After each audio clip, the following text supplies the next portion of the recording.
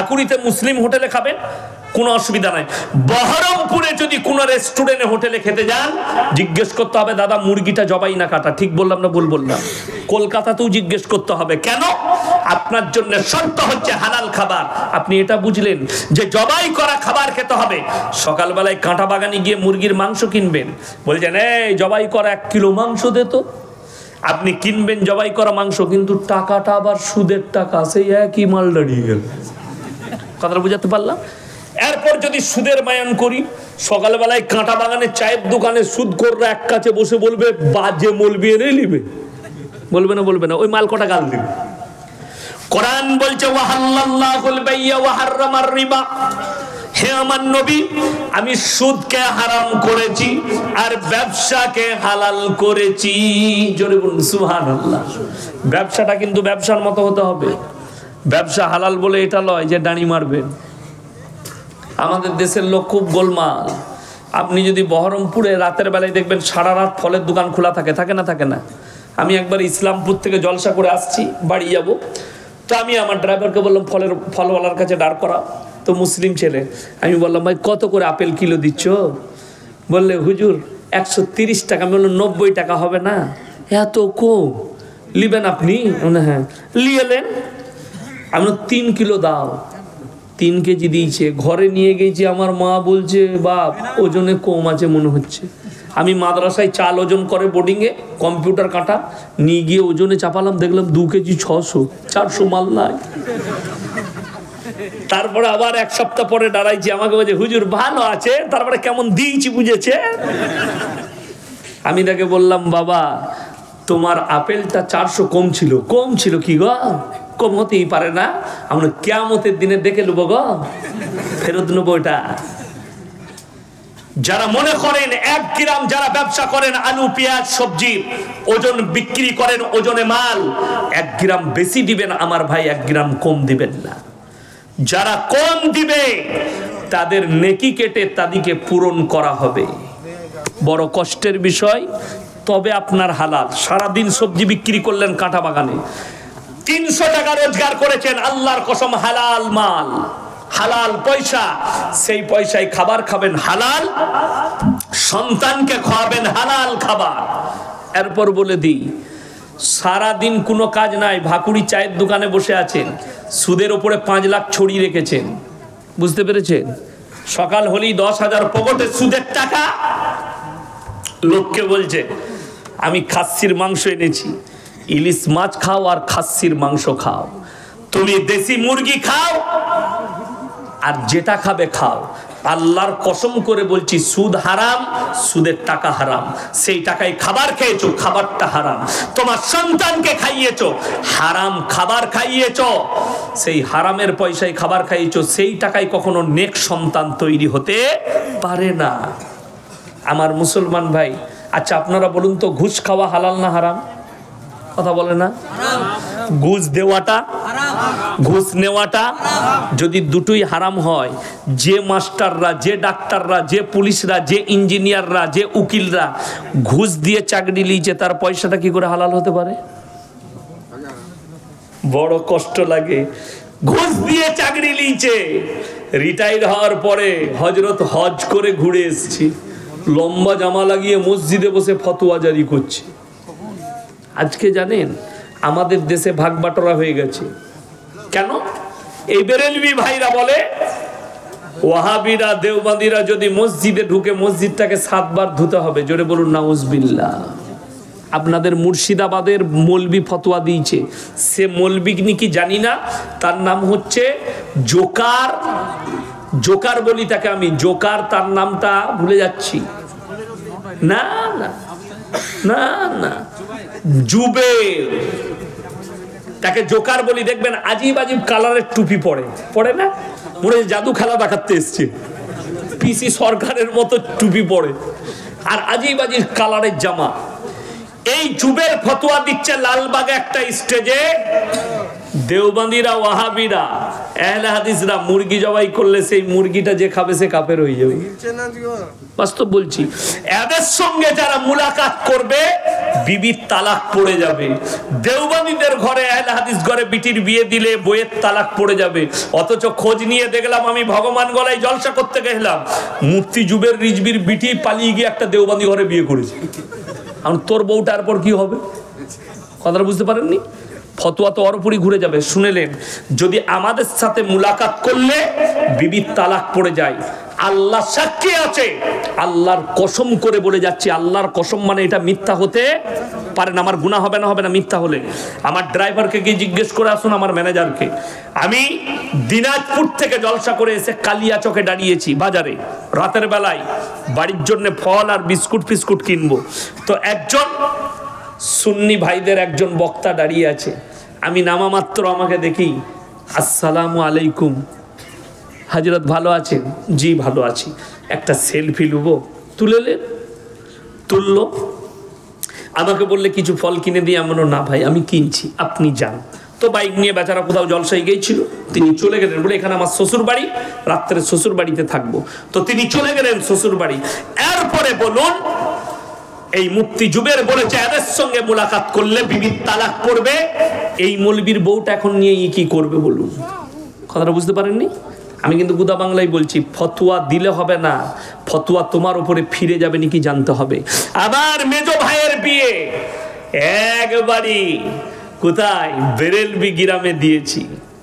মেজো ভাইয়ের বিয়ে, আমার নিজের ফুপুই তো শালি, সেটা আবার তো আমার ভাবি যে হয়েছে, আমার আবার ফুপুই তো শালি হচ্ছে, আমার স্ত্রীর নিজের ফুপুই তো বোন। তো আমি শর্ত রাখলাম আমার মৌলবি নিকাহ পড়াবে। তারা বললে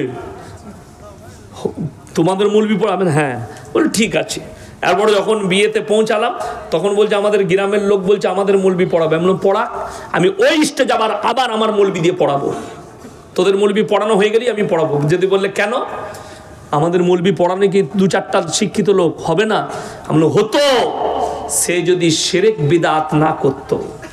সবাই শুনে যান, কোন মৌলবি যদি শিরক বিদআতে ডুবে থাকে, কবর পূজায় ডুবে থাকে, সেই মৌলবির পেছনে নামাজ দুরুস্ত হবে না। যেহেতু সরাসরি আল্লাহর সঙ্গে শিরক করছে, এটা ইসলাম বুঝাচ্ছি আপনাদিকে। চলে গেল। তারা বললে টাকাটা দেন। আমি ক টাকা লাগবে বলো? বলে বিয়ে পড়ানো 1000 টাকা। সে মৌলবি বললে খানা নেই খাইঙ্গে, এই লো মাল পালিয়ে গেছে। আমাকে দেখেই পালিয়ে গেছে মসজিদে। তো গেল, টাকা পাঠিয়ে দিলাম, 1000 টাকা বললো, আমি একজনের হাতে দিয়ে দিলাম, দিয়ে দেন আপনার মৌলবিকে 1000 টাকা। 1000 কেন, 2000 বললেও দিতাম, আমি 5000 বললেও দিতাম, বিয়ে পড়াতে দেবো না। চলে গেল, টাকাটা নিয়ে নিলে।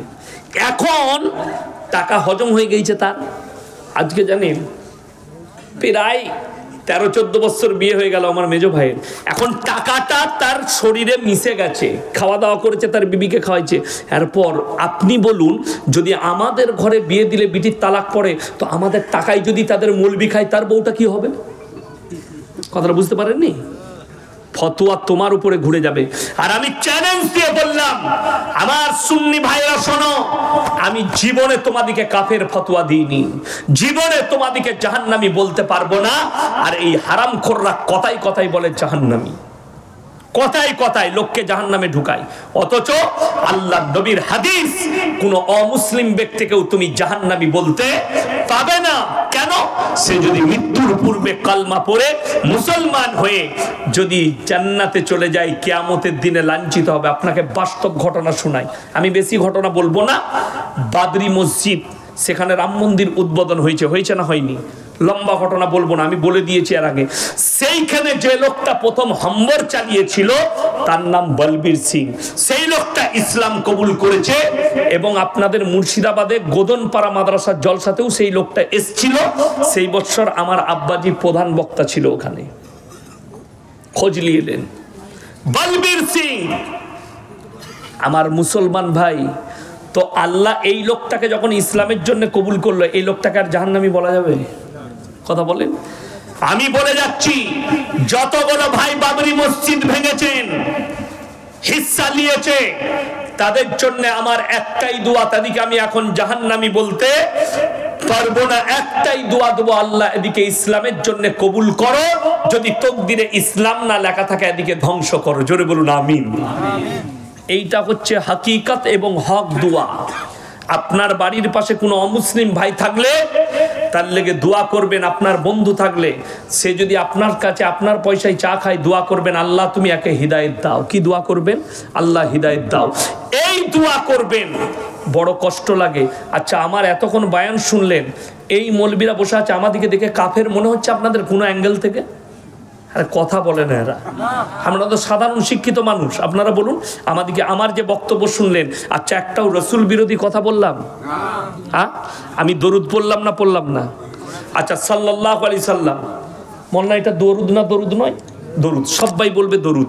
আচ্ছা, এই যে আমরা দরুদ পাঠ করলাম সবাই, আমি যতবার বললাম রসুলের নাম, সকলে আরেকবার বলুন তো সাল্লাল্লাহু আলাইহি সাল্লাম। আচ্ছা, আপনারা দাঁড়িয়ে পড়লেন না বসে? হ্যাঁ, বসে।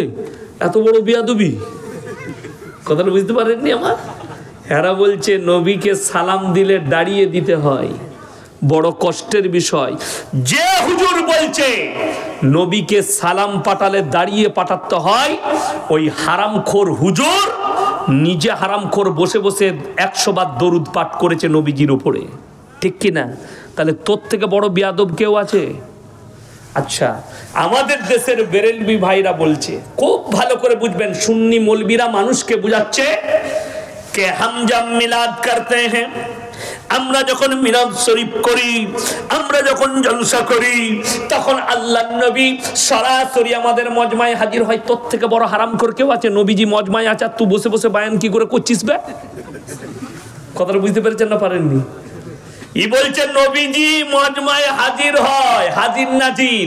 তাহলে তোর থেকে বড় হারামখোর বিয়াদব কেউ পৃথিবীতে আছে যে নবীজি মজমায় হাজির হলো আর তুই হারামখোর বসে বসে বায়ান করছিস? তুই বলছিস নবীর আদবে দাঁড়াতে হয়?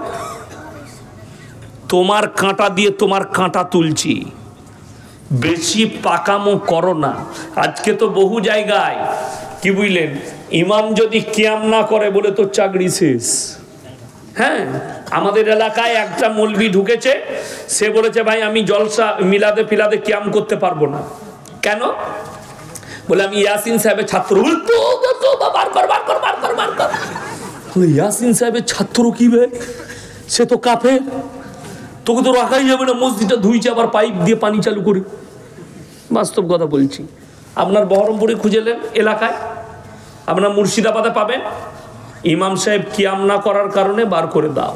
ইমাম সাহেব দরুদ পড়ে নাই, বার করে দাও। দরুদটাই তো তুই বুঝলি না, সালামটাই তো বুঝলি না। আপনারা বলুন কিয়াম করা কি ফরজ? কি বললাম?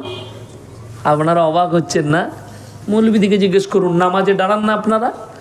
কিয়ামের অর্থ হচ্ছে দাঁড়ানো। কিন্তু আমার বলার উদ্দেশ্য, গোটা পৃথিবীর আহমদ রাজা বেরেলভি থেকে যতগুলো মৌলবি আছে সকলকে চ্যালেঞ্জ দিলাম, খালি হাদিস কুরআন থেকে এটা বার করে দাও যে সাহাবীরা কবে নবীর সামনে দাঁড়িয়ে বলেছিল ইয়া নবী সালামুন আলাইকা, ইয়া হাবিব সালামুন আলাইকা। আল্লাহ নবী মা হালিমা, মা আমিনা দাইমা হালিমা, এই শব্দ ব্যবহার করে। এগুলো তো নবীজির বায়োডেটা। আমরা বলি না? অনেক সময় আমাদের মৌলবীরা নবীজির জীবনী বলে না, কথা বলেন, বলে না? আমরাও বলি যে নবীজির মা তিনি হচ্ছেন আমিনা, দুধমা হচ্ছেন হালিমা, তিনার আব্বা হচ্ছেন আব্দুল্লাহ। এইগুলো বলা তো নবীজির বায়োডেটা। আমি যদি এখন আমার বায়োডেটাটা বলি, বলা যাবে না? যাবে না? বলা যাবে। তো এইটা কি করে দরুদ হলো আমি বুঝে আসছে না, কথাটা বুঝতে পারেননি? এইটা কি করে সালাম হলো? হাদিস থেকে আমাকে বার করে দেখা এটা সালাম। কেউ কেউ বলছে মুস্তাহসান। মুস্তাহসান বলে হাদিসে কোনো নেকির কাজের মান আছে? এটা দেখা বড় কষ্ট লাগে। শুনেলেন, এটা ইসলামের কোনো বিষয় নয়। দেখুন, সুদের বায়ান নাই, হারাম হালালের বায়ান নাই, নামাজের বায়ান নাই, আপনার মানুষকে দ্বীনি শিক্ষার বায়ান নাই। বায়ান কি আছে? খালি অমুক পীরের গল্প আর অমুকের গল্প আর দাদার গল্প আর বাপের গল্প আর নানার গল্প আর অমুকের গল্প। মুর্শিদাবাদের লোক বায়ান করছে, শুনেলেন কি গল্প? হাদিস শুনেলেন, কেউ যদি স্টেজে বয়ান করে কোনো গল্প বাস্তবের বিপরীত হলে জানবেন কথাটা জাল। কথাটা কি বললাম? বাস্তবের বিপরীত হলে কথাটা কি হবে? জাল। বাস্তবের বিপরীত বলে দিই। আল্লাহর একজন ওলি খাজা মঈনুদ্দিন চিশতি রাহমাতুল্লাহ আলাইহি, তিনি কলেতে পানি নিতে গেলেন, গ্রামের মানুষ তাকে পানি নিতে দেয়নি। খাজা বাবা গোটা আনা সাগরের পানিটা লোটার মধ্যে ভরে নিলেন। যা বুঝে করগা, কোথায় ফেলিবি? বলে গুটকাখোরের বইয়ে লেখা আছে। বাস্তব নয়, বাস্তবের। আচ্ছা, আল্লাহ নবী সাল্লাল্লাহু আলাইহি সাল্লাম বলেছেন, আমার পরে যদি আল্লাহ কেউ কি নবুয়তের দরজা খোলা থাকতো, আল্লাহ হযরতে উমরকে নবুয়ত দান করতেন। ঠিক কিনা এটা কথা বলেন? হযরতে উমরকে নবুয়ত দান করছেন। আচ্ছা, এরকম ঘটনা হযরতে উমরের জন্য শুনেছেন কোনোদিন? শুনেননি।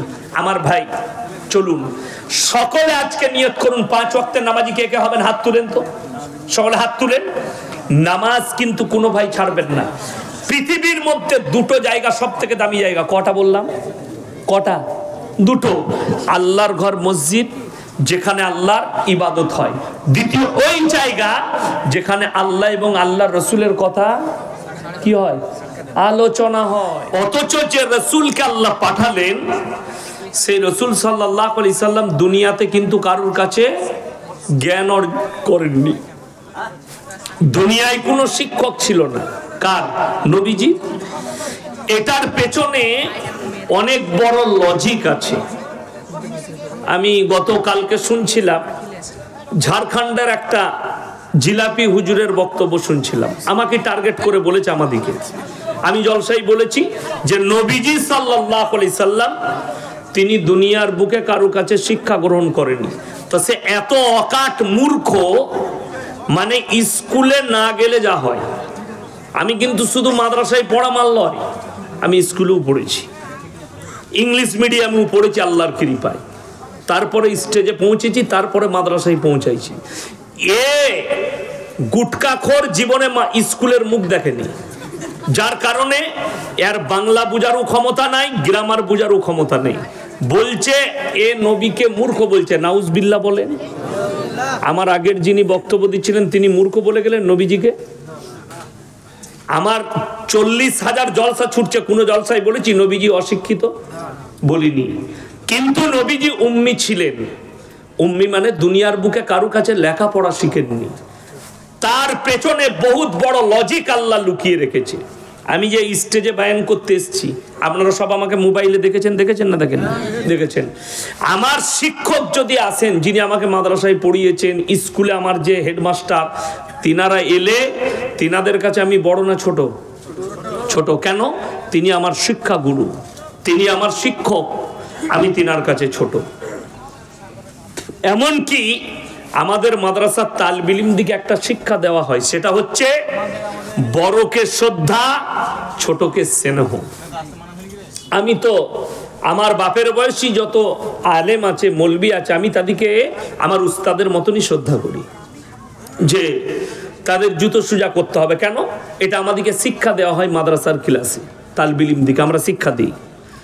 চলুন, তো আমি আমার শিক্ষকের কাছে ছোট। কেউ যদি নবীজি সাল্লাল্লাহু আলাইহি সাল্লামকে শিক্ষা দিত, সে কি বলতো? নবী আমার ছাত্র, আল্লাহ রসুলকে ছোট করা হতো না? হতো না। ওই জন্যে সহি রিওয়ায়াত, নবীজির শিক্ষক দুনিয়াতে কেউ ছিলেন না। আল্লাহ যতটুকু শিক্ষা দিয়েছেন নিজের কুদরতে দিয়েছেন। জোরে বলুন সুবহানাল্লাহ। এইটা হচ্ছে সহি রিওয়ায়াত। এইটা বুঝার ক্ষমতা নেই, যেহেতু স্কুলে গেলে তো ওই গুটকাখোর লজিক বুঝবে, ও তো লজিকের বই পড়েনি। বড় কষ্টের বিষয়। চলুন, আজকে আমার ভাই বললেন না যে মুসলমানদের শিক্ষা, আজ মুসলমান নামাজ পড়ে না, মুসলমান রোজা রাখে না, মুসলমান দিনের ওপরে প্রতিষ্ঠিত নয়, পাপ কাজে লিপ্ত। তার জন্য দায়ী কিন্তু আমাদের মতো কিছু হুজুর। রাগ করছেন, আমি বাস্তব বলছি, প্রমাণ দিয়ে যাচ্ছি। আপনি ভারত থেকে বাংলাদেশ, মুর্শিদাবাদ থেকে আমার বর্তমান, গোটা পশ্চিম বাংলায় খুঁজলেন, কি কিছু এমন হুজুর আছে যারা বলছে জীবনে তোমরা যত রকমেরই পাপ করো, মূল্যে খালি আমাকে দাওয়াত দিস, মিলাদ পড়িয়ে জান্নাতে দেব। হ্যাঁ, আমি মিথ্যা বললাম? এটা মোবাইল খুলে দেখিয়ে দেবো। মিলাদ পড়িয়ে দোয়া করছে, সে যে করি মারা যাক। হুজুর যখন এসে দেশি মুরগি খেয়ে দোয়া করে গেছে জান্নাত রেডি। হ্যাঁ, আমি গোল আলু লয়। আচ্ছা, আমি এসে খানা খেয়েছি, এখনো কিছু খেয়েছি? কিছু খাই নাই। আপনারা মনে করবেন না যে মাদ্রাসায় আমার মসজিদ কমিটির লোক ভালো মন্দ খাইয়ে দিয়েছে বলে এইসব বলছে না। আমি আপনাদেরকে বুঝাতে এসছি। কালকে আমি 24 পরগনায় ছিলাম, উত্তর 24 পরগনায়। একবারই আশেপাশে সব ফুরফুরা আছে, দেওবন্দি ভাইরা আছে। তো আমি বললাম আমি গোল আলু মারল যে দাউদ দিয়েছ ভয়ে আমি কথা বলবো না, আমার বক্তব্য আমি করে যাব, তুমি মানলে না মানলে তোমার ইচ্ছা, তুমি জবাব দেবে। চলুন, যদি বলেন আপনাদেরকে শুনি দিই। একটা বক্তা এসেছিল বাংলাদেশ থেকে, 1 সপ্তাহের মতো ছিল ভারতে। তার নাম হচ্ছে আলাউদ্দিন জিহাদি, আপনাদের মুর্শিদাবাদেও প্রোগ্রাম করেছে। সে আমার নাম লাইনি, খালি বলেছে ভারতের একটা মোটা পড়া বক্তা। কি বুঝলেন? দিয়ে আমাকে টার্গেট করে কয়েকটা কথা বলেছে। এই লোকটা যে মুনাফেক তার প্রমাণ আমার কাছে আছে। এদের জন্য সমাজ ধ্বংস হয়েছে। আমি কিন্তু মুনাফেক নয়, আমি কিন্তু মুনাফেক নয় যে এইখানে কিয়াম করতে হবে, হুজুর গোল আলুর মতো কিয়াম করে দিলে আর এইখানে করা যাবে না বলে করবে না, ওই মাল আমি নয়। তুই করাস তা কর, তোদের বাপের হিম্মত নাই ইয়াসিনকে দাঁড় করায়। আমি নিজের জায়গায় স্ট্যান্ড আছি, আল্লাহর কসম মৃত্যুকাল পর্যন্ত থাকবো। আমার লড়ন চরণ নাই। তাতে আমাকে দাওয়াত দিবে দাও, না দিবে না দাও। চলুন, এই লোকটা 8 মাস আগেকার বক্তব্য, আডরাসি মাজারের পীরে যারা, আডরাসি মাজারের ওরসে যারা যাবে, মুনকার নাকির আর কবরে তাদেরকে সওয়াল জবাব করবে না। এই আলাউদ্দিন জিহাদির বক্তব্য আমার কাছে আছে। এই লোকটা বর্তমান এখন বলছে আডরাসি মাজারের পীরে যাওয়া যাবে না, ওখানে ভণ্ড আছে। এই লোকটাই, একই লোক, দুটো মুখে দুটো কথা শুনেলেন। দ্বিতীয় নম্বর, এই লোকটাই বলছে এখন মাজারগুলোকে গুঁড়িয়ে দাও। সকলে জোরে বলুন সুবহানাল্লাহ। আল্লাহ তাহলে আলাউদ্দিন জিহাদি ভাইকে আল্লাহ হিদায়েত দিয়েছে। আমি তো ওটাই বলতে চাইছি, মাজার ব্যবসা বন্ধ করে দাও, গুঁড়িয়ে দাও। আমি তো ওই পক্ষে নয়। আজকে তুমি হক কথা বললে। ভারতের যে মাল কটা মুর্শিদাবাদের আমাকে গালি দিচ্ছ, তোমাদের আলাউদ্দিন জিহাদি বলেছে মাজারগুলোকে গুঁড়িয়ে দিতে হবে। আমি বললাম যে ভাই আমরা তো ওই দলই আছি, মাজার গুড়ানোর দলে, তাহলে গালি দিচ্ছ কেন? মানুষের মিস্টেক হতে পারে না? পারে না? পারে। আমি একটা হাদিস, একটা জলসাই বলেছি, মিস্টেক করে বুখারি বলে দিয়েছি। মিস্টেক যেতে পারে না? পারে না। আচ্ছা, কোরআনের হাফেজ যারা হয় জিজ্ঞেস করুন, যারা হাফেজ সাহেব আছে, যখন গোটা কোরআনটা শোনায় মুতাশাবিহাত লাগে। একই রকম আয়াত দু জায়গায় আছে, কিন্তু পরের আয়াত আলাদা আছে। আছে না নাই? কোরআনে আছে, কিন্তু ওটাকে বলা হয় মুতাশাবিহাত, লেগে যাওয়া, ভুলে যাওয়া। মানুষ মাত্রে ভুল না ভুল নয়, মানুষ কিন্তু ভুলের ঊর্ধ্বে নয়। ঠিক কিনা কথা বলেন? মানুষ ভুলে যায়। চলুন, সবাই নিয়ত করুন যে যারা আশা করে আছেন পাপ করে, যে আমরা যতই পাপ করি মৌলবীরা দোয়া করবে, দোয়া করে জান্নাতে দিবে। তাদেরকে আমি কয়েকটা দলিল আজকে দিয়ে যাব, পেশ করে যাব। এই দলিলটা যদি কোনো গুটকাখোর জিলাপি হুজুর কেটে দেয়, আমি বাইক ক্যামেরা চালিয়ে আপনাদের গ্রামে এসে ক্যামেরা চালাবো, ওই মসজিদে দাঁড়িয়ে জুতোর মালা পড়ে যাবো। তাকে রেডি করে রাখবেন। আমি তো 2 ঘন্টা স্টেজে আছি, নিয়ে আসুন, তাকে নিয়ে আসুন, আমি জুতোর মালা পরব। চ্যালেঞ্জ দিয়ে বললাম, যদি মিথ্যা প্রমাণ করাতে পারে আল্লাহ নবী জানাবে মুহাম্মাদুর রাসূলুল্লাহ, সকলে বলুন সাল্লাল্লাহু আলাইহি সাল্লাম, ইনার থেকে শ্রেষ্ঠ ব্যক্তি পৃথিবীতে কেউ এসেছেন? আসেনি। একটা কথা বলুন, মানুষকে আল্লাহ কি দিয়ে তৈরি করেছেন? কথা বলে না? মাটি দিয়ে। ফেরেশতা দিকে নূর দিয়ে। জিন জাতিকে কি দিয়ে? আগুন দিয়ে। এই যে টাইম শর্ট, কাজ অনেক, প্রশ্ন আমাকে দিবেন না, ঠিক আছে? আমি আমার বক্তব্য দিচ্ছি, প্রশ্ন যার করার ফেসবুকে ইউটিউবে পাঠাতে বলবেন, গালি দিবে, যা করবে ওখানে বুঝে নেব। হ্যাঁ, এখানে আমি উত্তর দেবো না, এখানে সময় কম, কাজ অনেক বেশি। বুঝতে পারেন না? যারা কমিটির লোক আছে তারা বুঝে গেছে কথাটা শুনে। আল্লাহ, আমরা হচ্ছি মাটির তৈরি, ফেরেশতারা নূরের, আর জিন জাতি কিসের? আগুনের তৈরি। এরপর চলুন, আল্লাহ তাআলা আদমকে বললেন যে তুমি ফেরেশতা দিকে সিজদা করো না, ফেরেশতা দিকে বললে আদমকে সিজদা করো। কথা বলে না? ফেরেশতা দিকে আল্লাহ হুকুম দিলেন, ওয়াইজ ক্বালা রাব্বুকা লিল মালাইকাতি ইসজুদু লি আদম, তোমরা আমার আদমকে সিজদা করো, ইল্লা ইবলিস, ইবলিস ব্যতীত সবাই সিজদা করলো। ইবলিস কি উক্তি দিল? আমি আগুনের তৈরি, আদম মাটির তৈরি। এ মূর্খর জানা নাই। গুটকাখোর বলছে আল্লাহর নবী নূরের নবী, নূর থেকে তৈরি। নূর বললে ছোট করা হয়ে গেল নবীকে, তোর এটা জানা নাই কেন? আল্লাহ নূরকে বললে মাটিকে সিজদা করো। জোরে বলুন না সুবহানাল্লাহ। নূরকে বললে মাটিকে সিজদা করো। হযরত আদম আলাইহিস সালাতু ওয়াস সালাম মাটির সৃষ্টি। চলুন এরপরে কোরআন এর সাক্ষ্যে আরো এক জায়গায় নবী যে আমাদের মতোই মানুষ, দুটো আয়াত শোনাবো। এক নম্বর, এখানে আল্লাহ তাআলা বললেন তোমরা আদমকে সিজদা করো, নূরকে বললে, নূরের সৃষ্টি ফেরেশতা দিকে। আদমকে বলেনি তুমি আমার নূরকে সিজদা করো। আল্লাহ কোরআনে বলেছেন পৃথিবীতে সব থেকে যতগুলো আমার সৃষ্টি আছে উত্তম রূপে সৃষ্টি করেছি মানুষকে। জোরে বলুন সুবহানাল্লাহ। তাইলে যদি মানুষ উত্তম সৃষ্টি হয়, তাহলে নবীকে নূর বললে তো নবীজিকে ছোট করা হয়ে গেল। ফেরেশতাদের থেকেও উত্তম করেছে। জোরে বলুন সুবহানাল্লাহ। ফেরেশতাদের থেকে উত্তম মানুষ সমস্ত সৃষ্টির থেকে।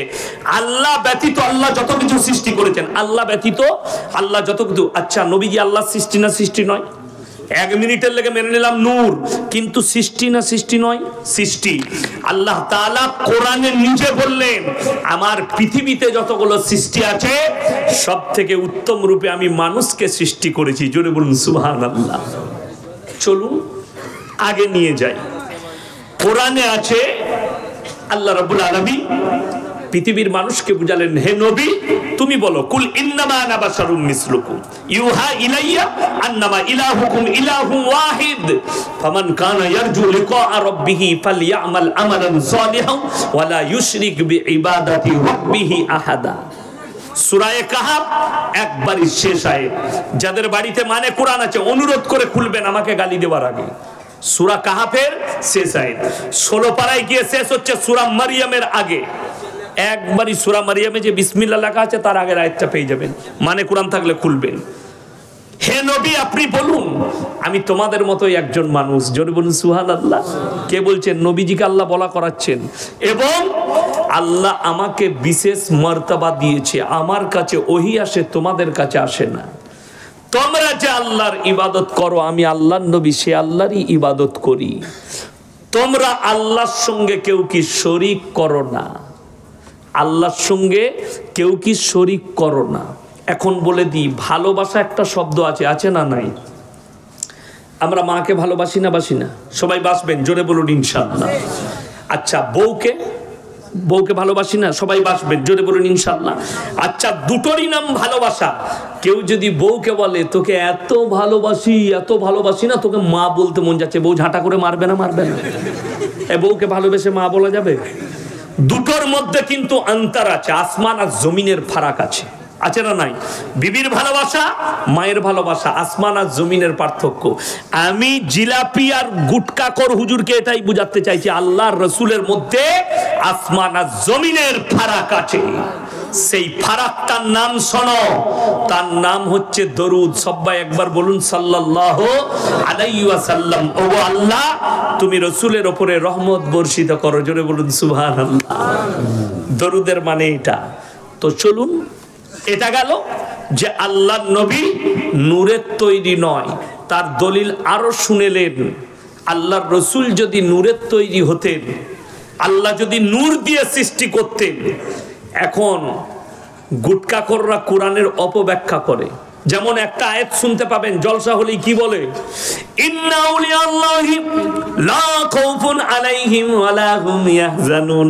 হে আমার ভাইরা, আল্লাহ তাআলা ওলিয়া উলিয়া পীর ফকির একদম কোরআনের অপব্যাখ্যা। আল্লাহর কসম করে বলছি এই পীর শব্দটাই নাই ওখানে ব্যাখ্যায়। আউলিয়া শব্দের অর্থ হচ্ছে বন্ধু। কি বললাম? বন্ধু। কার বন্ধু? আল্লাহর বন্ধু। সেই বন্ধুটা আমিও হতে পারি, আপনিও হতে পারেন, সাধারণ লোকও হতে পারে, হাজী সাহেবও হতে পারে, একজন মাও হতে পারে। তো আল্লাহ বললেন যারা আমার বন্ধু হবে তাদের দুনিয়া এবং পরকাল কোনো জায়গাতেই ভয় নাই। আর মানুষকে কি বুঝালো এরা? ওলিয়া উলিয়া মানে হচ্ছে আমরা গুটকা খোররা, আমাদিকে নজরানা দিবি জান্নাতে নিয়ে যাব। 3 বোতল মদ খেয়ে মারা গেছে বলে কোথায়? বলে সারগাছিতে অ্যাক্সিডেন্ট হয়েছে হাই রোডে।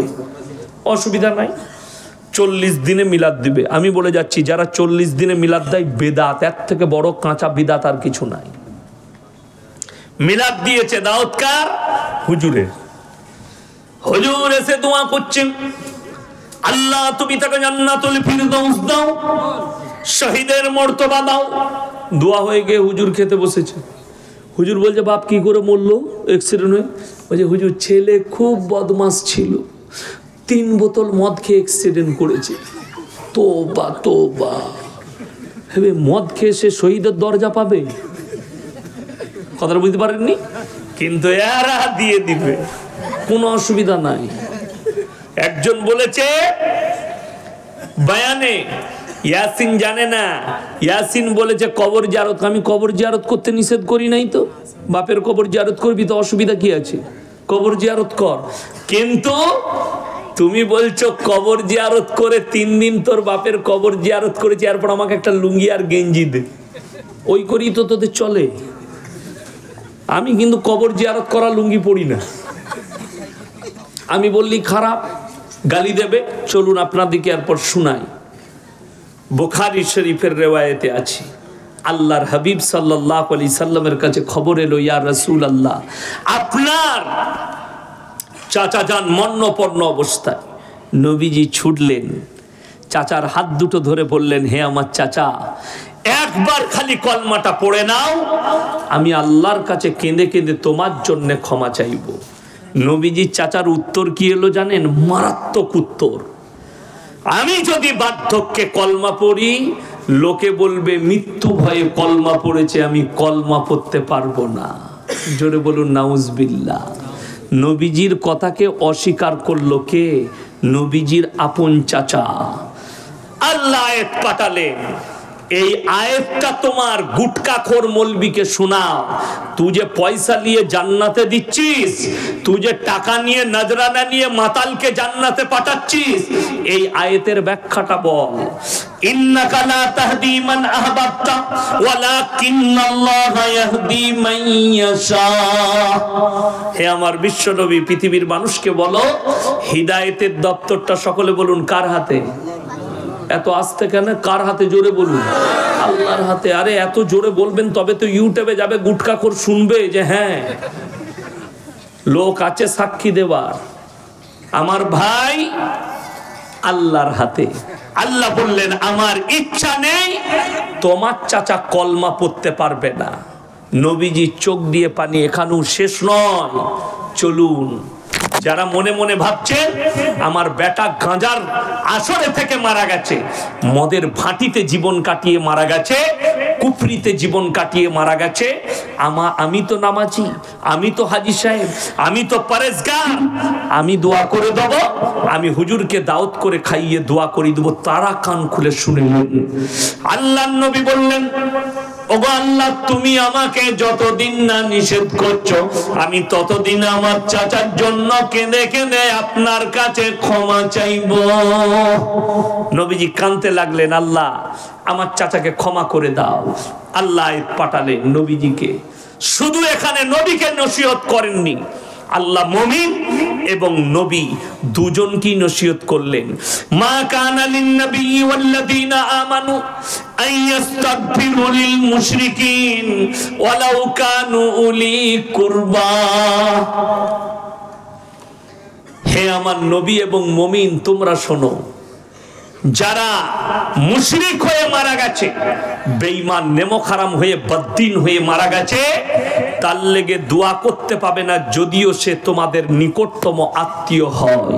নবীজির হাত নেমে গেল, আল্লাহ নিষেধ করলেন চাচার জন্য দোয়া চাইতে, আর তুমি বলছো জিলাপি খাইয়ে দে আমি জান্নাতে পাঠাবো। একজন বলছে আপনাদের মুর্শিদাবাদের সিটকে মলবি, সে বলছে ইয়াসিন বলেছে জিলাপি খাওয়া হারাম, আমি হারাম বলেছি? কোন জিলাপিটা হারাম? জিলাপি মেলায় আপনার জলসায় বিক্রি হয় না হয় না? দোকানে বিক্রি হয় না জিলাপি? কিনে খান, খুব ভালো জিনিস। শীতকালে জিলাপি ভালো লাগে, লাগে না? লাগে না?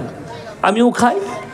কিন্তু মাজারের পরা জিলাপি খোর যে তুমি, আর মাজারে যে জিলাপি দেয় ওই জিলাপির সঙ্গে ওই খাবারের সঙ্গে আমার আল্লাহ কোরআনে শুয়োরের মাংসের সঙ্গে তুলনা করেছে। কোরআন দলিল আছে, আমি শোনাবো আপনাদিকে একটু পরে। দাঁড়া, অনেক অপারেশন বাকি আছে, কি বুঝলেন? হ্যাঁ, এই তো শুরু করেছি, চলুন আপনাদিকে বলে দিই। এরপরে শুনেন আর একটা, এইখানে যে আমি ইয়াসিন এসছি, আপনারা আমাকে মোবাইলে দেখেছেন? দেখেছেন? দেখেন নাই? আপনাদের সঙ্গে আজকে যে আপনারা শ্রোতা হিসাবে বসেছেন, খালি কিছু মুখ চেনা লোক আছে আমার, আছে না নাই? তাদের সঙ্গে দেখা হয়। হয়তো আমি কোনোদিন আপনাদের মোড়ে দাঁড়ালাম কিংবা ভাকুড়িতে দাঁড়িয়েছি চা খেতে, আপনি বললেন মলি সাহেব আপনি আমার গ্রামে গিয়েছিলেন জলসা করতে, তো আমি বলবো হ্যাঁ গিয়েছিলাম। এতটুকুই সম্পর্ক, ঠিক কি না? আচ্ছা বলুন, একটা হুজুরের সাথে আমি ইয়াসিন ধরলেন হুজুর, আমার সঙ্গে আপনার সম্পর্ক বেশি হবে না আপনার সন্তানের সম্পর্ক বেশি হবে? কথা বলে সন্তানের। তোমার বইয়ের সঙ্গে তোমার সম্পর্ক বেশি না হুজুরের সম্পর্ক বেশি? আপনার সঙ্গে আপনার বইয়ের সম্পর্ক বেশি। এরপর যারা গুটকাখোর হবে, যারা জিলাপি খোর, আমাদের দেশের কিছু সুন্নি ভাই বলছে আমার বইয়ের সঙ্গে পীরের সম্পর্ক বেশি। হ্যাঁ, এটা বীরভূমের লোকের কথা। তা না হলে কখনো কানা পীরকে দিয়ে কখনো নিজের বউকে বলে পীরের পা টেপ জান্নাতে যাবি। তার থেকে বড় কানা দাজ্জাল পৃথিবীতে কেউ নাই। আমার ভাই, এরা হচ্ছে কানা দাজ্জাল, পা টিপা করায়। আমার কাছে রেকর্ডিং আছে, কি জানেন?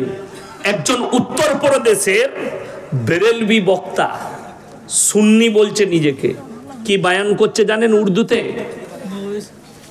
देवबंदी वहाबी अगर मक्के में तवाफ करते करते मर जाए फिर भी जहन्नम में जाएगा। जोरे बोलो नाउज बिल्लाह।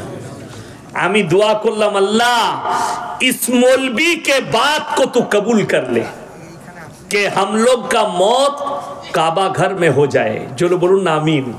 ये तो हम दुआ करते हैं। द्वितीय भाषाटा तार सुनेलेन।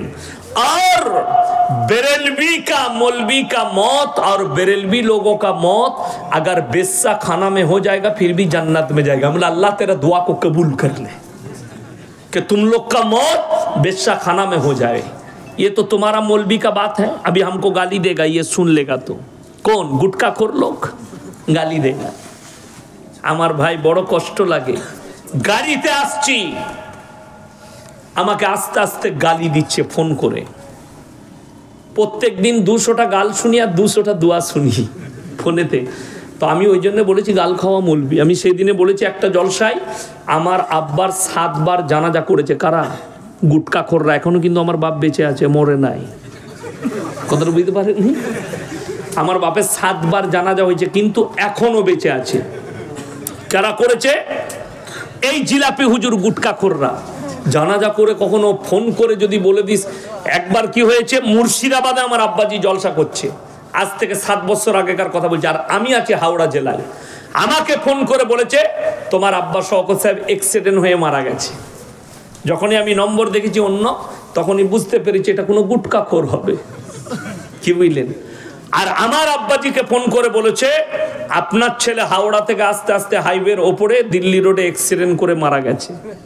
আমি তো তার কথা শুনিনি, আমার আব্বাকে ফোন লাগিয়েছি। তো আমার আব্বাজি ফোন তুলছে, আমার মেজো ভাই গাড়ি চালাচ্ছে। তো আমি বললাম কোথায় আছেন?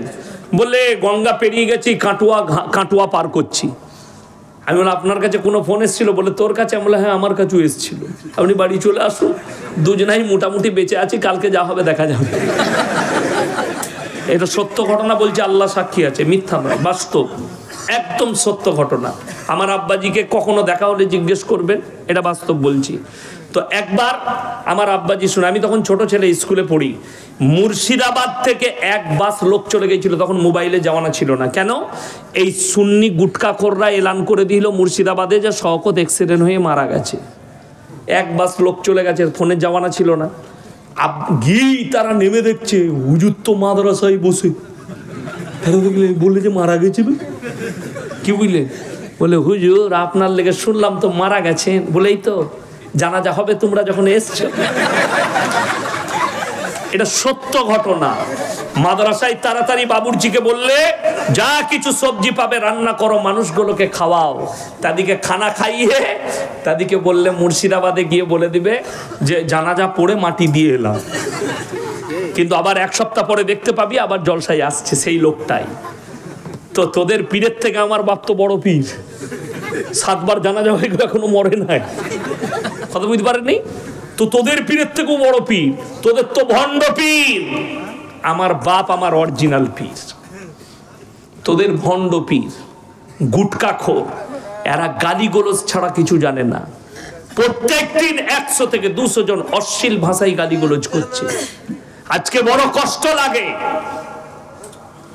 আজ পর্যন্ত একটা মৌলবি কোরআন হাদিস থেকে কিয়ামের দলিল দিতে পেরেছে? ফেসবুকে এসে দিতে পারেনি। দে বলছে খালি বসবো, বসে কি হবে? একজন আমাকে বলছে, ধরলেন আপনি আমাকে জিজ্ঞেস করলেন যে কোরআনে কোথায় নিষেধ আছে কিয়াম করা যাবে না, হাদিসে কোরআনে কোথায় নিষেধ আছে?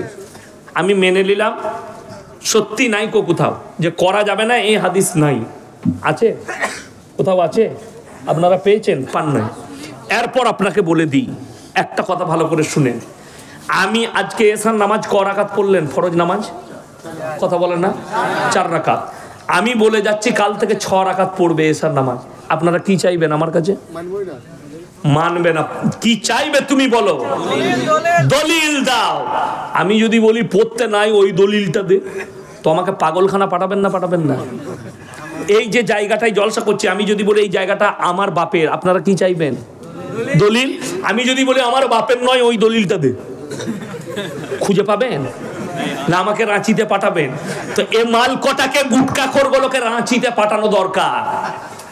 তো তুই যখন বলছিস কিয়াম আছে, তো দলিলটা তুই দিবি। তো কথাটা বুঝতে পারেন না আমার?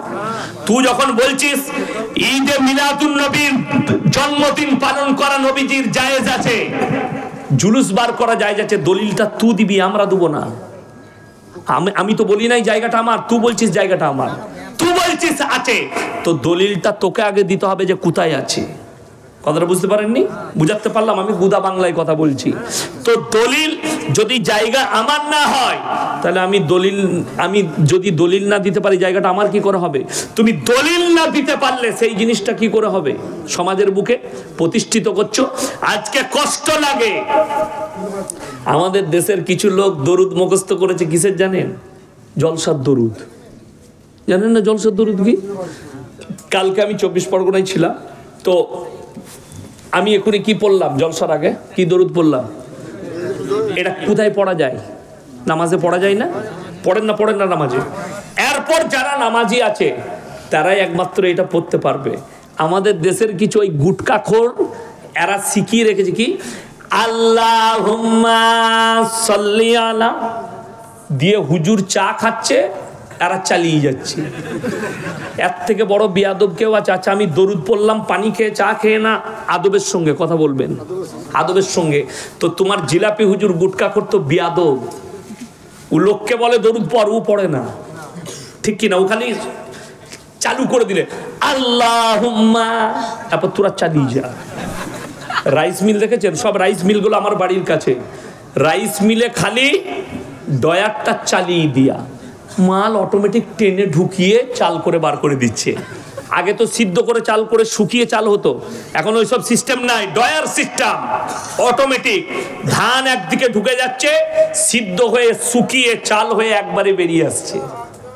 কথাটা বুঝতে পারেননি?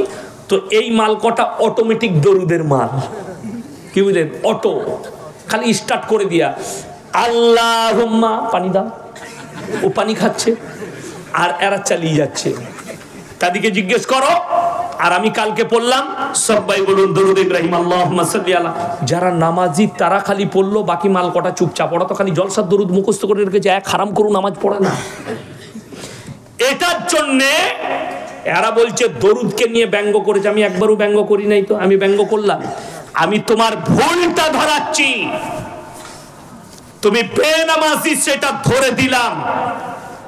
বড় কষ্টের বিষয়। আমি কেন ব্যঙ্গ করতে যাব? দরুদকে কখনো ব্যঙ্গ করা যায়? তোমার হুজুর বলছে আদবের সঙ্গে দরুদ পড়ো, আর সেই গুটকাখোর লোককে দরুদে জুড়ে দিয়ে নিজে চা খাচ্ছে, না হলে দুধ খাচ্ছে। তাকে ঝাঁটা মারার লোক আছে? আমি কিন্তু বিয়াদব লয়, তোমার হুজুর বিয়াদব। চলুন আপনাকে বলে দিই, আজকে লোক নামাজ এই জন্য পড়ছে না। আপনাদেরকে বলি, অনেক মানুষ হয়তো অনেক সুন্নি ভাই আছেন, আমার জলসা শুনতে আসবেন, দেখি ইয়াসিনকে তো এত গাল দিই, কি বলছে মালটা আপনাদেরকে বুঝিয়ে দিই। বাপ বেটার সম্পর্ক যদি কাছের হয়, মা বেটার সম্পর্ক যদি রক্তের হয়, বাপ আর বেটার সম্পর্ক যদি রক্তের হয়, এরপরে কোরআনকে জিজ্ঞেস করো, তোমার জিলাপি হুজুরকে আর গুটকাখোরকে জিজ্ঞেস করো, তুমি যে বলছো নজরানা নিয়াই আমাদিকে পীর বলে মান, আমরা জান্নাতে নিয়ে যাব, যত রকমের পাপ করবি এদিকে জিজ্ঞেস করে লাভ। এরপরে কোরআনে চলুন। ইয়াউমা ইয়াফিরুল মারউ মিন আখি ওয়া উম্মিহি ওয়া আবি ওয়া সাহিবাতিহি ওয়া বানি লিকুল্লি ইমরিইন মিনহুম ইয়াউমাইদিন শানুন ইউগনি। হে আমার বিশ্বনবী, পৃথিবীর মানুষকে বলো, কিয়ামতের ময়দানটা এত ডেঞ্জার হবে। স্বামী স্ত্রীর কাছে যাবে, স্ত্রী বলবে দুনিয়াতে আমার কোনো স্বামী ছিল না, স্বামী বলবে স্ত্রী ছিল না, বাপ বলবে বেটা ছিল না, বেটা বলবে বাপ ছিল না, মা বলবে বিটি ছিল না, বিটি বলবে মা ছিল না, বন্ধু বলবে আমার কোনো বন্ধু ছিল না। কেউ কারুর জন্য জাররা পরিমাণ, সর্ষে পরিমাণ উপকার করবে না। যদি তোমার বাপ তোমার উপকারে না আসে, ইয়াসিন তোর কি করে উপকার করবে? তুই জলসাই দাওয়াত করে একবার খালি দেশি মুরগি খাইয়েছিস, আর আমার বউ যে রোজ রান্না করে খাওয়াচ্ছে, আমি যদি তার উপকারে না আসি, তোর কি করে আসবো বে? এইটা তোমার জিলাপি হুজুরকে বুঝাও, কোরআনের আয়াতটা দেখিয়ে দাও যে বাপ যদি বেটার উপকারে না আসে, আপনি পয়সা নিয়ে আমার উপকারে কি করে আসবেন? অনেকজন বলছে কোন হুজুরের কথা শুনবো। এখানে সবজি বাজার কোথায় আছে আপনাদের? কাঁটা বাগান। সকালবেলায় যান, কিংবা আখের মিলে তো আরো সস্তা সবজি পাওয়া যায় হোলসেল রেটে, তাই না? হ্যাঁ, বলবে ইয়াসিন সাহেব চিনলো কেন? আমি অনেকবার মালসার লেগে কিনে নিয়ে গেছি।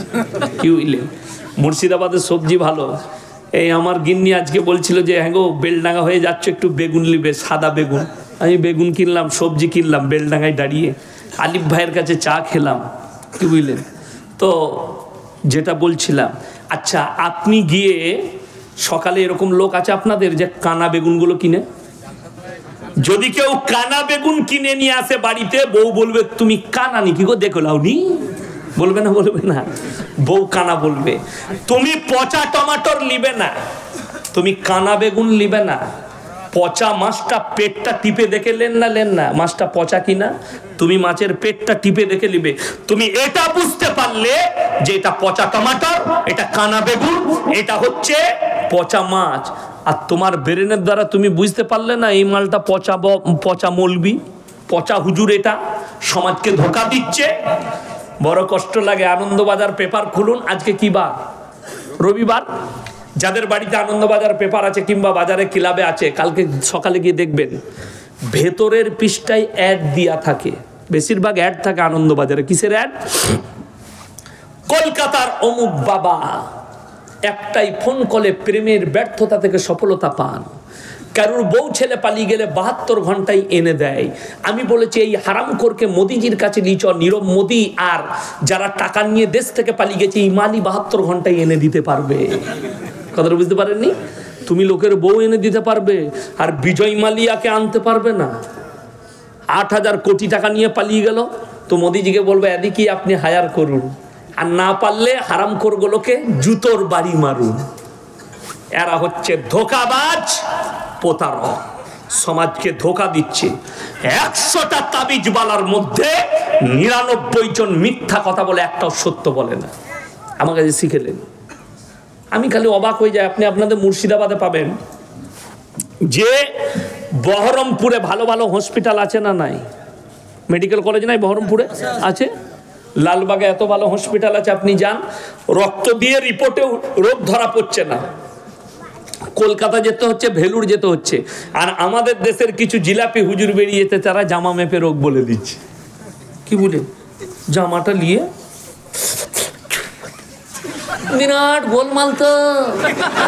আর এইরকম জামা যদি কেউ মাপতে পারে, মেয়েরা কি বলে জানেন? দারুণ জানেলো হুজুরটা। এই কানা হুজুরদের গুটকাকরদের বাজার চলছে আমার মা বোনেদের লেগে। কেন? তাবিজ বেশি প্রয়োজন কার? মায়ের। স্বামীকে বশ করবে, বলে হুজুর বশ করার তাবিজ দাও। শাশুড়িকে বশ করবে, বললে হুজুর একটা শাশুড়ি আমার খুব রাগী, আমাকে দেখতে পারে না, কি করব? বলে হুজুর আমার শাশুড়িকে বশ করার একটা তাবিজ দেন। যদি তাবিজে তো শাশুড়ি বশ হবে, তো আমি তো তোকে আগে বশ করব। কথাটা বুঝতে পারেন? কষ্টর কথা। সেই হুজুরকে জুতো করে বাড়ি মার, যে বলছে তাবিজে বশ করে দেবো। বশ কিসে হবে? তোমার আখলাক আর চরিত্রের দ্বারা হবে, তোমার ব্যবহারের দ্বারা হবে, তোমার নম্রতার সাথে হবে, বিনয়ের সাথে হবে, ইসলামী কৃষ্টি কালচারে হবে, দোয়ার দ্বারা হবে। আল্লাহ আমার পরিবারে শান্তি দাও, আল্লাহ আমার সংসারে সুখ দাও। কোনদিন দোয়া করেছো? তুমি দোয়া করবে কোথা? তুমি তো তাবিজের ভরসাবাদী। তুমি দোয়া করবে কোথা? তুমি তো পানি পড়াই ভরসা করো। অথচ আপনাদিকে বলে যাই, কে বললে পানিতে দম করা যাবে না? আপনি নামাজি ব্যক্তি, শরীর অসুস্থ, ক্যান্সার হয়েছে, আপনার টিউমার হয়েছে, আপনার পেটের রোগ আছে, ফজরের নামাজ পড়ে 11 বার নিজে নামাজটা পড়ুন, পড়ে 11 বার সূরা ফাতিহা পড়ে পানির মধ্যে দম করে পান করুন। আল্লাহ চাইলে আপনাকে শিফা দান করবে। জোরে বলুন সুবহানাল্লাহ। ইয়াসিনের প্রয়োজন নাই, কোনো মৌলবীর প্রয়োজন নাই। যদি মনে হয় যে আমাদের গ্রামে ইমাম সাহেব আছে, মৌলী সাহেব, তো উনি আল্লাহওয়ালা লোক, ভাই একবার সূরা ফাতিহা পড়ে পানিতে ফুঁক দিয়ে দেন, আমি একটু খেয়ে নিই, চলবে, কোনো অসুবিধা নাই। কিন্তু শুনেলেন এমন এমন লোকে মাজারে বসে তাবিজ লেখছে, মাদ্রাসার মুখ দেখেনি। আমি আমার বর্তমানে প্রমাণ দেব, জুম্মার নামাজ পর্যন্ত হারাম করে পড়ে না, তাবিজ লিখছে। পেশাব করে পানি পর্যন্ত লাই না, তাবিজ লিখছে। অথচ তারা জিনাতে জড়িয়ে আছে। আমার কাছে দলিল আছে, প্রমাণ আছে। আসুন আমার গাড়িতে চাপেন, 7 সিটের গাড়ি নিয়ে এসেছি, যারা যাবেন 2 জন চাপুন। আমি আমার মাদ্রাসায় নিয়ে যাবো, মেহমানখানায় রাখবো, নিয়ে গিয়ে মাজারে দেখি বাইরে এই মালটা। এতটা সাহস আমার এলাকায় আমার আছে। দেখি দুটো চোখে আঙ্গুল দিয়ে, দেখো এইটা। একজনের হাত পা নাই আমার এলাকায়, দুটোই হাত পা অবশ হয়ে গেছে, মানে প্যারালাইসিস। জানেন তো প্যারালাইসিস হলে 4টায় হাত পা তার নড়ে না। সে কিন্তু লোকের রোগ ভালো করে তাবিজ আর পানি পড়া দিয়ে। তাকে ছুঁচিয়ে দেয়, আলাদা একটা মেয়ে রেখেছে তার বউ, তাকে ছুঁচায়। তাকে বিড়ি ধরি দেয়, তার একটা লোক রেখেছে বিড়ি। সিগারেট খাবার লোক আলাদা আছে। আমি বলে বে তুই আগে নিজের রোগটা ভালো কর, তারপরে লোকের করবি। কথা বুঝতে পারেননি? নিজে প্যারালাইসিস, লোককে তাবিজ দিয়ে ওই লোকটা ভালো করছে। এরপর বলুন দোষী ওই লোকটা না যারা যাচ্ছে ওর কাছে গিয়ে ওকে বিশ্বাস করে? তারা যারা যাচ্ছে তারা হচ্ছে সব থেকে বড় অপরাধী। তুমি চিনতে পারলে না এই লোকটা সমাজকে ধোঁকা দিচ্ছে? ইসলাম খালি পেঁচিয়ে গেল। চলুন আলোচনা আগে বাড়াই। দ্বীনি শিক্ষা, দ্বীনি ইলম হাসিল করা কি প্রত্যেকটা মুসলমান নরনারীর জন্য ফরজ। আমি চ্যালেঞ্জ দিয়ে বলে গেলাম, আপনার এখানে এতগুলো মানুষ বসেছে, 100 জনের মধ্যে 98 জনের কাছে দ্বীনি ইলম নাই। ঠিক বললাম না ভুল বললাম? মুসলমান হারাম হালাল বুঝে না, দিন বা দিন বুঝে না, শিরক বেদাত বুঝেনি। কেন? দ্বীনি ইলম না থাকার কারণে। মুসলমানদের 2টো ছেলে লরি চালায় আমার এলাকায়, হোটেলে দাঁড়িয়েছে, দাঁড়িয়ে হোটেলে ঢুকে বলছে 2 বোতল মদ দে তো ভাই, মদ খেয়ে নিলে। এরপরে বলছে মুরগির মাংস আর রুটি নিয়ে আয়। সে যখন মুরগির মাংস আর রুটি নিয়ে এসছে, তখন জিজ্ঞেস করছে ভাই মুরগিটা জবাই না কাটা? আমরা মার হারাম করকে জুতো করে। আচ্ছা যে মদ খেয়েছে তার আর জিজ্ঞেস করে লাভ আছে? নাই। তো এ মুসলমান কেন? এটা এর বাবা মা দ্বীনি শিক্ষা দেয়নি, দ্বীনি শিক্ষা দেয়নি। তসলিমা নাসরিন কোন অমুসলিম ঘরের হিন্দু ঘরের মেয়ে নয়। আল্লামা ইকবাল লিখেছে, ইস ঘর কো আগ লাগি ঘর কি চিরাগ সে। মুসলমান তোমরা নিজেদের ঘরে নিজের আগুন ধরিয়েছো, অপরকে গালি দিয়ে লাভ হবে না, আপনি নিজে ধরিয়েছেন। তসলিমা নাসরিন একটা মুসলিম ঘরের মেয়ে, কেন এরকম হলো? তার বাবা মা তাকে দ্বীনি শিক্ষা দেয়নি।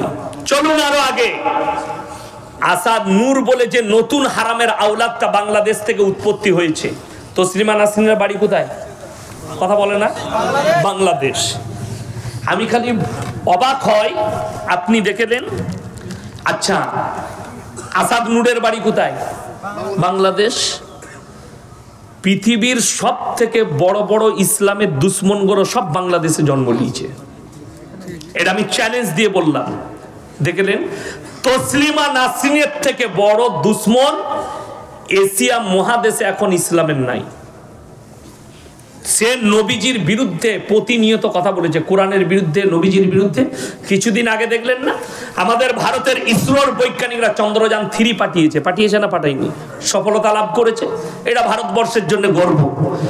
এই মেয়েটা তসলিমা নাসরিন এ মিডিয়ার সামনে বলল মুসলমানরা কোরআন নিয়ে পড়ে আছে আর বিজ্ঞান চাঁদে পৌঁছে গেল।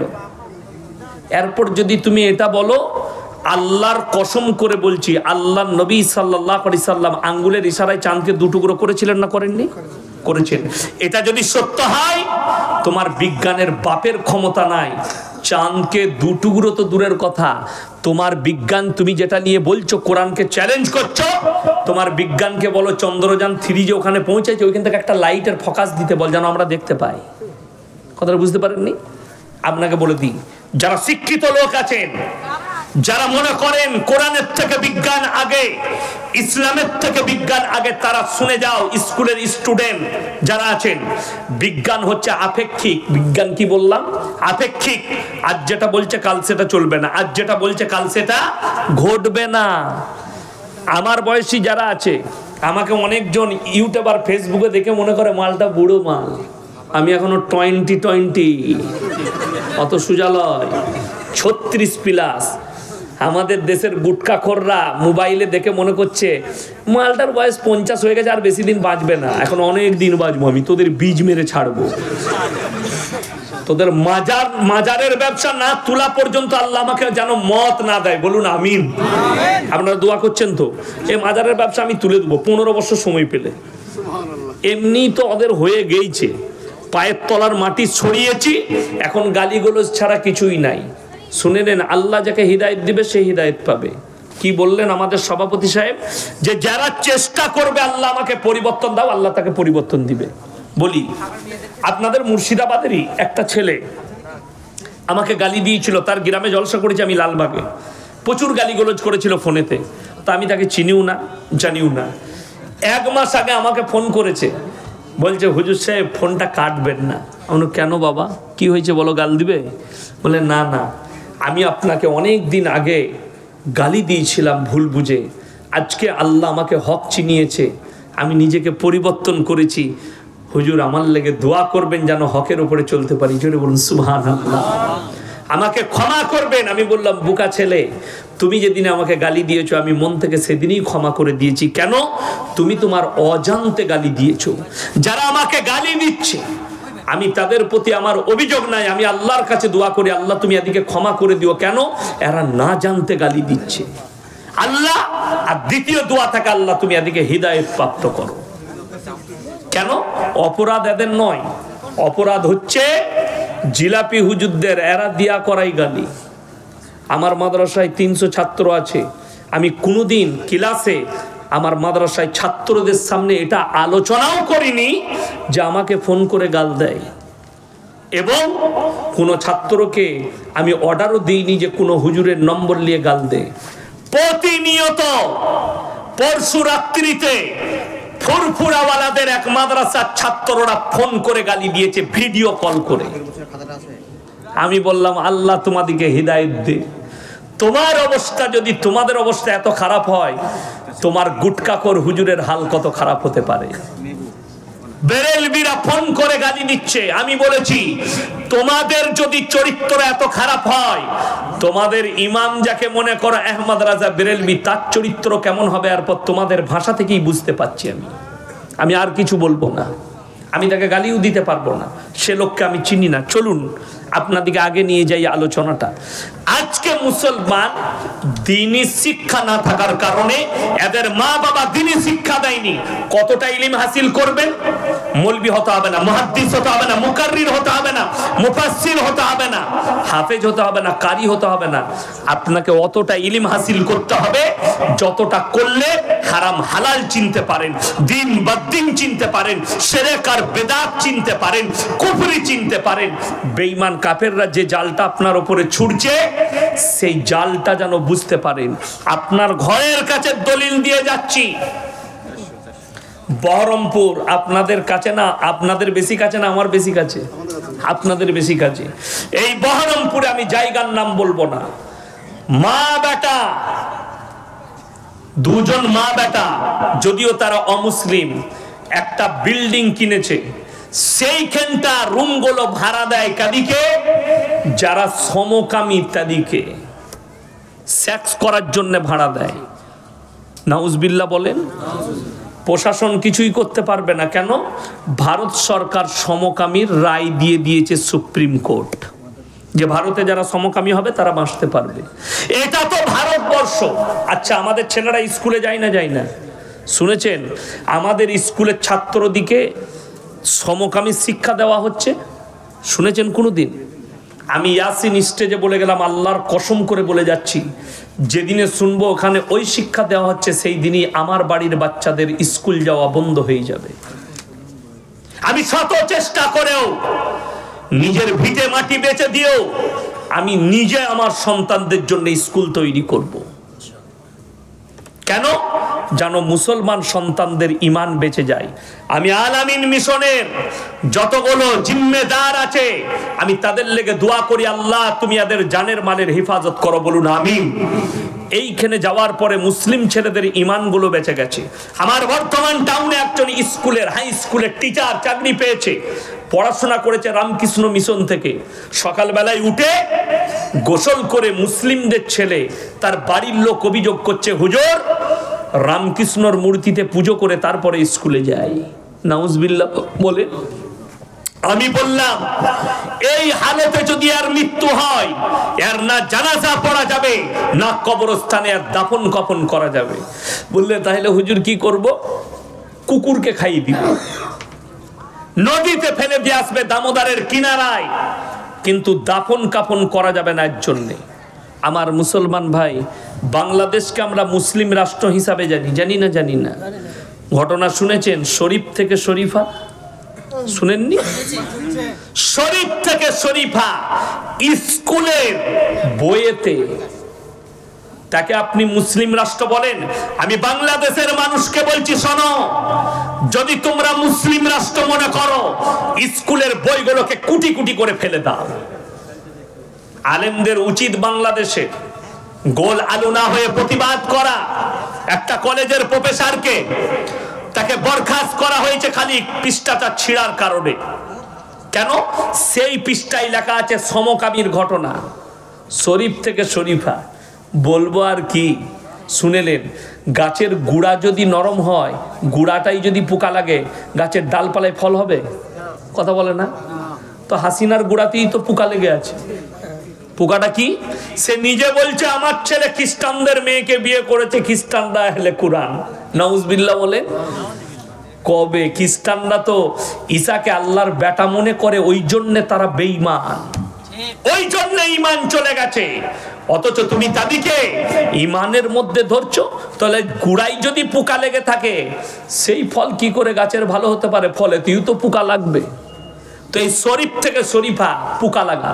আচ্ছা, ভারতে শুনেছেন হিন্দু হোক, মুসলিম হোক, দলিত হোক, আদিবাসী হোক, যারাই বসবাস করছে, শুনেছেন যে ভারতবর্ষের যে কোনো ধর্মের মেয়েরা ন্যাংটো হয়ে রাস্তায় প্রতিবাদ করেছে? কথা বলে না? কথা বলে না? শুনেননি? কোনোদিন ঘটে নাই? আল্লাহ জানে না ঘটবে নাকি। বাংলাদেশে 2 বছর আগে কিছু মেয়ে পোশাক নিয়ে তারা বলছে আমরা ন্যাংটো ঘুরে বেড়াবো, ন্যাংটো হয়ে প্রতিবাদ করেছে রাস্তায় বাংলাদেশে। মুসলিমদের মেয়ে, অমুসলিম নয়। কাদের মেয়ে বললাম? মুসলিমদের মেয়ে। শুনেলেন? আপনারা হাত তুলে বলুন আমাদের বাচ্চাদিকে দিনী শিক্ষা দেবো, জোরে বলুন ইনশাআল্লাহ। আপনি হারাম হালাল কি বুঝলেন? দেখুন, দোয়া কবুলিয়াতের জন্য প্রথম শর্ত যেটা ইসলামে রাখা হয়েছে, দোয়া কবুলিয়াতের জন্য প্রথম যে শর্তটা আছে সেই শর্তটা কি জানেন? কি? হালাল খাদ্য।